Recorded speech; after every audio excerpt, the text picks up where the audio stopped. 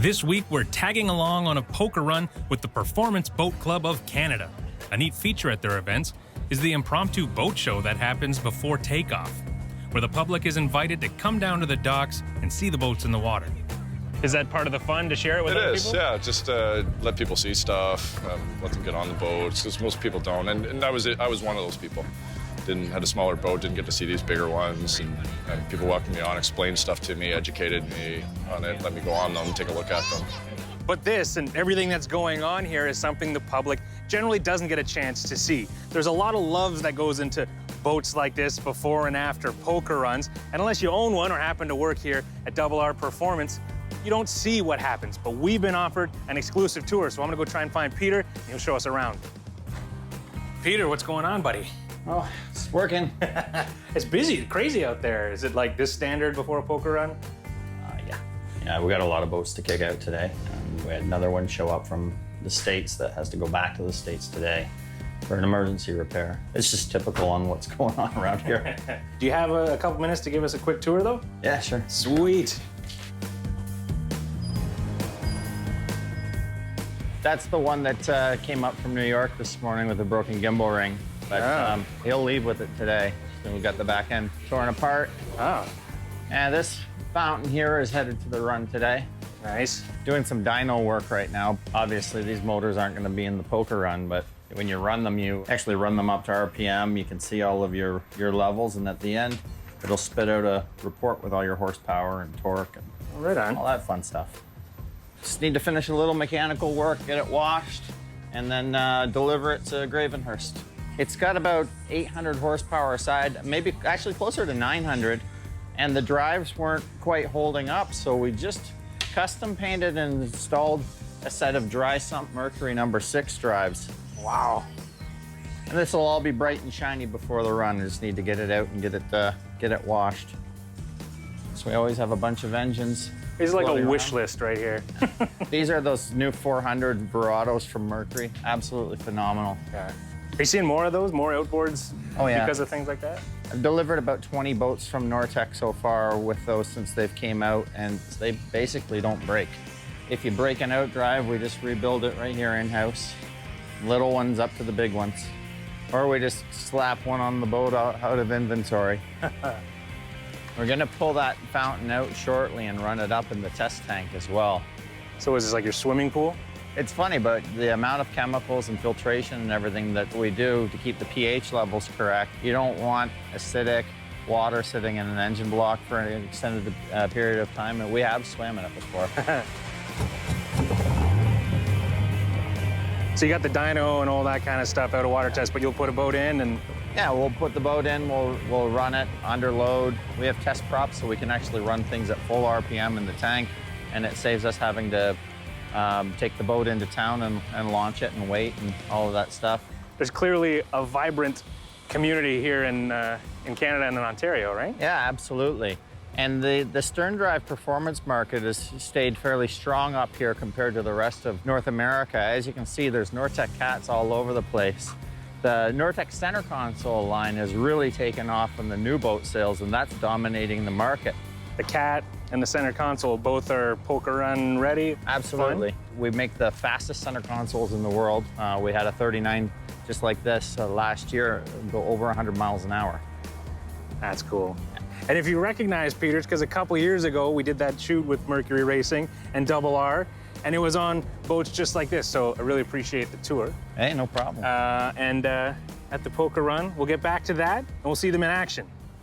Back in Gravenhurst the next day, we're underway early as a storm threat lingers for later in the day.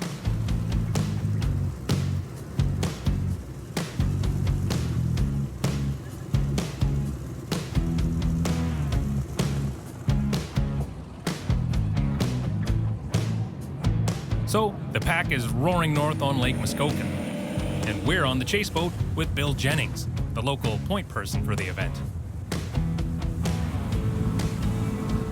So Bill's doing his best to catch up, but even with twin Mercury Verado 300s roaring away and pushing us at 57.2 miles per hour, we're nowhere near the pack. That's how fast this poker run is. But until we catch them, this is a pretty cool way to see Muskoka.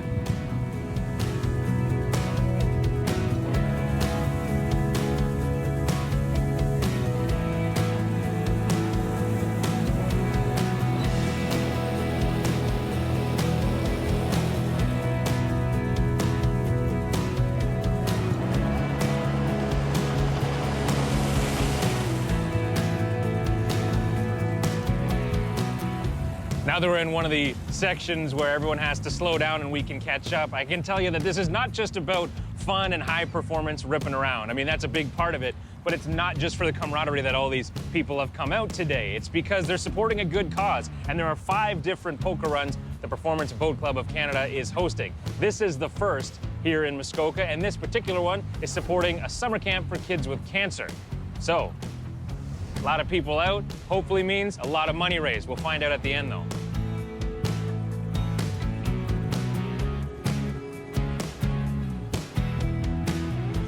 Here we are on PowerBoat Television. We'll be back in 2 and 2. When we come back, we catch the pack and head into Lake Rosso. Welcome back to the Poker Run. We've made it to Port Carling and are waiting as a group to get through the lock. So there's different styles and models. Like right here, there's a Donzi, there's a couple Nortex. But the one thing they all have in common, of course, is they go very, very fast. So this must be killing them waiting for the lock. It's like Usain Bolt at the starting block. Squeezing in so close together allows a rare opportunity to chat with the other boaters when on the water. And PowerBoat TV fans. Biggest fan right in between, though, Wiley, for sure. There's only a 3-foot difference in this lock, so it doesn't take long to get through. But with this many big boats, you can only do so many at a time. Once through, we're in Lake Rosso, and yet again, it's hammered down and RPM's up. What was supposed to be the first of many stops, lunch at the historic Cleveland's House Resort, turned into our only stop as the organizers pulled the plug after checking the radar. So once again, it was back on the water, throttle down, and the Armada was once again at the bottleneck of the lock. So we had to cut the route a little bit short. Still looks like a nice day probably, but looking on the radar, there's a storm coming in that might hit us. And as much as rain and possible hail suck if you're standing on a sidewalk, it really sucks if you're doing 60 or 100 miles an hour. So we're still having fun. We're gonna rip back to Gravenhurst, and in the meantime, I guess, try and set a world record for most boats in a single lock. And once the gates started to close, the stereo opened up.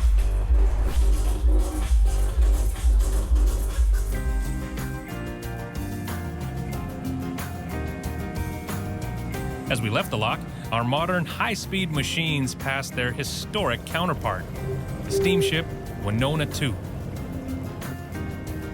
Once back in Lake Muskoka, we're trying to beat the rain, so no posing for pictures, it's go time.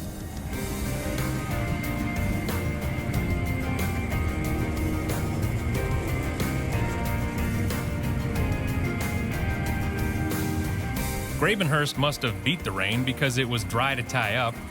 And here we found out there was more than just fun involved. I've been involved since 2007. We've done about 35 runs, and we've raised $550,000 for various charities. The charity for this particular run is Camp Ooch, summer camp for kids with cancer. Whatever town we go to, we like to raise money for a local charity. It just kind of tells the people in the area that, we're not just a bunch of, gearheads that want to run our boats around. We want to actually do something for the community because they're letting us in, so we want to give back. And give back they did. This event raised $20,000, doubling expectations. So as it turns out, the worst part of that storm skirted a little north of us. We didn't get hit with the hail or the lightning that we thought we were. But safety first, so it's okay that we cut the run a little bit short, got back to the dock earlier than expected, and hauled out most of the boats sooner than expected. There are 4 more of these charity runs this year, and every year there are 5. So check the website and find out if there's one near you. And if there is, check it out. It's free for spectators. And if you're anything like me, what you're gonna learn is that even though these boats are the biggest, meanest, and baddest boats you're ever gonna see, the owners are some of the nicest people you're ever gonna meet.